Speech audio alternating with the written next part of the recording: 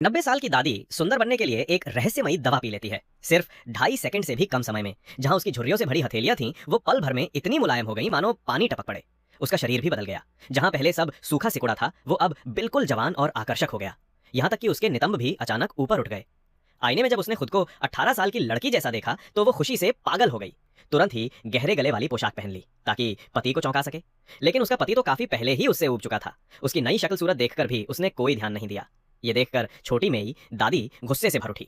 उसने पति की नाक की ओर उंगली दिखाकर जोर जोर से गालियां देना शुरू कर दिया। ये झगड़ालू रूप देखकर क्यांग भाई पति का गुस्सा फूट पड़ा।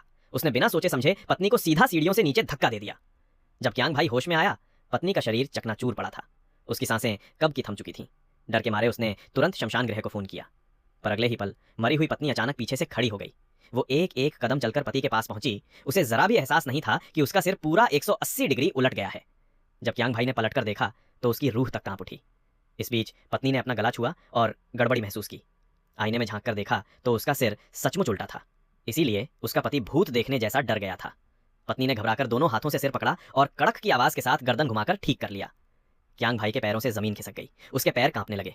मौका पाकर जब पत्नी अपनी गर्दन संभाल रही थी, वो धीरे धीरे छुपते छुपाते भाग निकला।